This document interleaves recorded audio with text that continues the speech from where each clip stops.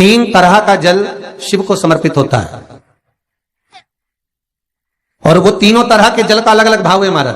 पहला जल सादा, घर से पानी लेकर गए, जल लेकर गए, शंकर को चढ़ाया, वो हमने घर का अपना एड्रेस बता दिया, भगवान शिव को जल चढ़ाकर अपने आनंद के लिए शंकर से कुछ प्राप्त कर लिया। दूसरा जल, जल के कलश में थोड़ा सा इत्र डालकर शंकर को जब समर्पित करते हैं तो महाराज घर में अगर कोई व्यक्ति बहुत रोगीला है, बहुत रोगीला, एक शिव महापुराण में, स्कंद पुराण में, नर्मदा पुराण में, भविष्य पुराण में, अग्नि पुराण में, नारद पुराण में, बरहा पुराण में, वामन पुराण में जितनी चीजें लिखी गई है एक एक प्रैक्टिकल कर देखो तो शिव महापुराण, स्कंद पुराण का यह भाव याद करिए कि 1 लोटे पानी में इत्र मिलाकर, जल में इत्र मिलाकर, बहुत रोगीला व्यक्ति, बहुत बीमार व्यक्ति है, 1 लोटा पानी उसका हाथ का स्पर्श कराकर शंकर को चढ़ाना प्रारंभ कर दीजिए। महाराज केवल 5 या 7 दिन चढ़ाओ और वो 7 दिन के बाद में उस बीमार व्यक्ति का क्रम देखिए कि उसमें कितना आराम लगा है। औषधि दवाई काम करना प्रारंभ करी कि ना करी। केवल इत्र समर्पित, इत्र का जल। तो पहला जल सादा, दूसरा जल है इत्र का, और महाराज तीसरा जल जो शिव महापुराण के अंतर्गत कहा गया है बेलपत्र का जल। तीसरा जो जल है वो बेलपत्र का जल। बेलपत्र का जल कैसा? तो महाराज शिव महापुराण की कथा कहती है कि जल के पात्र में एक बेलपत्र अंदर डालकर उस जल के पात्र को ले जाकर शिव को समर्पित करना, अर्थात अपनी मन की कामना भगवान शंकर से कह देना, केवल बेलपत्र के माध्यम। बोलना नहीं है हमको कुछ, हमें कुछ कहना नहीं है। 3 तरह का जल का जो व्याख्यान वर्णन किया गया, एक सादा जल जो भगवान को कहा, आपने अपना एड्रेस बता दिया, आपने अपने मन का भाव बता दिया। इत्र का जो जल चढ़ाया गया वो केवल रोग मुक्ति के लिए चढ़ाया गया। और तीसरा बेलपत्र, अगर उस जल में एक बेलपत्र भी पड़ी हुई है और वो बेलपत्र पड़ा हुआ जल आप जिस भाव से चढ़ा रहे हो, जिस कामना से चढ़ा रहे हो, शंकर वो कामना आपकी पूर्ण कर देते। और लिंग पुराण को अगर आप पढ़ेंगे तो उसमें पाएंगे कि लिंग पुराण के अंदर लिखा है कि आप शंकर को अगर जल भी नहीं चढ़ाएं, आप शंकर को वस्त्र भी नहीं चढ़ाएं, आप शंकर को फूल भी ना चढ़ाएं, आप बेलपत्र भी ना चढ़ाएं, अगर शंकर को आपने कुछ भी ना चढ़ाया तो केवल शंकर के मंदिर में 2 क्षण जाकर उस शिवलिंग के सम्मुख में बैठ जाओ, कुछ मत बोलो, केवल मौन होकर उसको निहार लो, केवल मौन होकर निहार लो। बहुत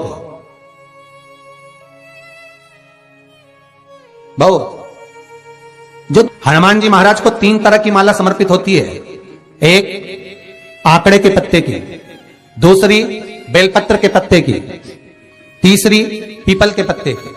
ये 3 तरह की माला जब शंकर हनुमान जी महाराज को समर्पित होती है, जिस समय पर अगर व्यक्ति के जीवन में बहुत भारी रोग हो गया है, बहुत ज्यादा कष्ट हो गया है, कैंसर जैसी बीमारी भी अगर उसको घेर ली है और किडनी लीवर सब बेकार हो गया, तो निवेदन है पीपल के पत्ते की माला बनवाओ, 108 पत्ते की, और हनुमान चालीसा का हर पत्ते पर स्मरण करिए। महाराज आप हनुमान चालीसा पढ़ते जाओ, माला में गांठ लगाते जाइए, और वो माला जो व्यक्ति कैंसर से पीड़ित है हाथ का स्पर्श कराइए और शंकर को चढ़ाइए। केवल अष्टमी तिथि के दिन ये माला समर्पित होना चाहिए, शुक्ल पक्ष की अष्टमी के दिन।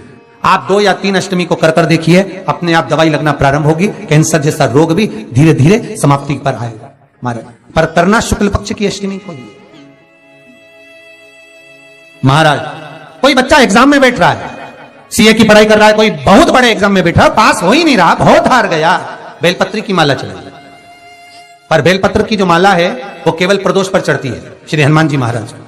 आप बेलपत्र की माला चढ़ाओ, 108 बेलपत्र, आप श्री शिवाय नमस्तुभ्यम मंत्र का जाप कर कर, गांठ लगाकर भगवान श्री हनुमान जी महाराज के सामने पहुंचकर माला को सीधी रखकर, जो व्यक्ति एग्जाम में बैठ रहा है, नौकरी के लिए, अन्य पढ़ाई के लिए, अगर कंपटीशन एग्जाम में भी बैठ रहा है, तो माला को हनुमान जी महाराज, और हनुमान जी कौन से होना चाहिए? पूर्वमुखी। हनुमान दक्षिण मुखी नहीं चाहिए, पूर्व में जिन हनुमान जी का मुख हो वो माला ऐसी समर्पित कर कर, हनुमान चालीसा का पाठ कर कर, 3 बार स्मरण कर कर माला श्री हनुमान जी को पहना दीजिए। ऐसा कोई एग्जाम नहीं जिसमें से आप निकल ना पाए महाराज, पर करना आपको पड़ेगा। प्रदोष का दिन होना चाहिए, प्रदोष के दिन भगवान, और प्रयास जहां तक हो सके प्रदोष काल में अगर चढ़ाएंगे तो ज्यादा फलदायी रहेगा, प्रदोष काल में। तीसरी है आंकड़े की माला। महाराज आंकड़े के पत्ते की जो माला होती है, यह माला कार्य की सिद्धि के लिए होती है। इसमें एक एक आंकड़े के पत्ते पर सीताराम लिखा जाता है, मात्र एक पत्ता ऐसा होता है जिस पत्ते पर सीताराम नहीं लिखा जाता। 108 पत्ते में से एक पत्ता बस उस पत्ते को हथेली में रखकर उल्टा हाथ आपको रखना है और अपनी कामना कर कर उस पत्ते को बांध देना है। ये जरूरी नहीं है कि 25 के बाद बांधो, 50 के बाद बांधो या 100 के बाद बांधो, आपकी मर्जी पड़े उस खाली पत्ते को कहीं पर भी बांध दीजिए और उस माला को अपनी कामना कर कर श्री हनुमान जी महाराज को समर्पित कर दीजिए महाराज। इसके लिए कोई तिथि, कोई दिन, कोई वार निश्चित नहीं है। बस ये माला जब हनुमान जी को चढ़ जाए तब एक घी का और एक तेल का दिया हनुमान जी के सम्मुख में लंबी बाती का लगा देना है महाराज। एक घी का, एक तेल, और अपनी कामना कर कर आप आ जाइए। आपकी वो कामना 2.5 महीना या 3 महीना, इससे ज्यादा नहीं जाएगा, वो कामना बाबा पूरी करेगा, क्योंकि शिव और हनुमान ये सब एक ही स्वरूप है। अब आप कहेंगे महाराज जी ये कौन सी पुराण से लिया है, तो आप इसको लिंग पुराण के अंदर देख सकते हैं। आप गीता प्रेस गोरखपुर की लिंग पुराण लीजिए, उसके अंतर्गत आप इसका व्याख्यान वर्णन पढ़ सकते हैं महाराज। एक एक क्रम हमारे शास्त्रों का हम उसको बस ज्ञात करें, हम इधर उधर डोले नहीं।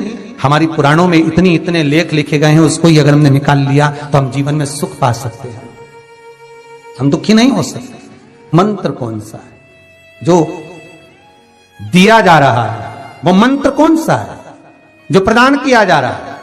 हनुमान जी महाराज ने वो मंत्र जो विभीषण को दिया, और एक विभीषण जिसको लात मार दी गई, एक विभीषण जिसको लात मारकर निकाल दिया गया, जिसके घर का भी ठिकाना नहीं था, वो विभीषण एक छोटे से मंदिर में जो रहता था, तुलसी का क्यारा जिसके दरवाजे पर था, और वो विभीषण जब सीख रावण को देता है तो वही विभीषण को जब लात मारकर निकाल दिया जाता है, तो वो मंत्र कौन सा था जिसको विभीषण ने जपा और विभीषण लंका का अधिपति बन गया, सत्ताधारी वे बहुतशाली, वो मंत्र कौन सा?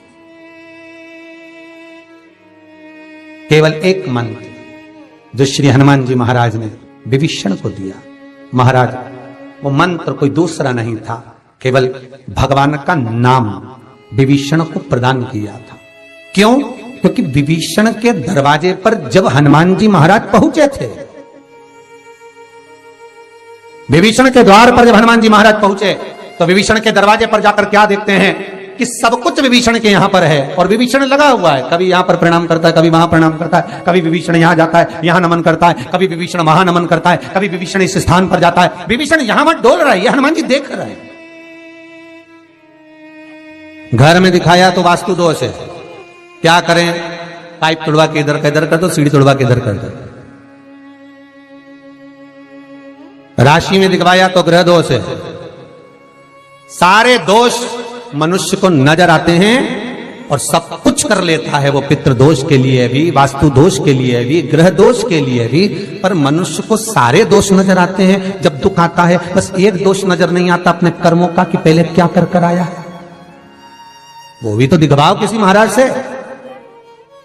महाराज जी बोल देंगे पितृदोष है, महाराज जी कह देंगे वास्तु दोष है, महाराज जी कह देंगे ग्रह दोष है, महाराज जी कह देंगे ये दोष है, पर महाराज से एक दोष अपने को अपना छांटना है कि मेरे कर्म का दोष कौन सा है। मैंने पत्रिका दिखवाई, महाराज जी ने कहा वो भी करा, मैंने ये उन्होंने बताया वो भी करा, मैंने ये व्रत करा, मैंने वो उपास करा, पर अपने कर्म का दोष भी तो देखो कि दोष कौन सा है। दरवाजे भी बदल दिए, सीढ़ियां भी बदल दी, वास्तु शास्त्र वाले को बुलाकर घर भी बदल दिया, 50 बार मकान भी बदल दिया, सारे दोष हमने देखे, पर भीतर का दोष नहीं देख पाए कि हमारे कर्म का दोष क्या है। जो पूर्व में कर कर आए हो वो कर्म का भोग मनुष्य के शरीर में भोगना पड़ेगा, और मनुष्य का शरीर मिलता ही काय के लिए है, एक भगवान का भजन करो और दूसरा कर्म का भोग भोगो, इसके सिवाय है ही क्या।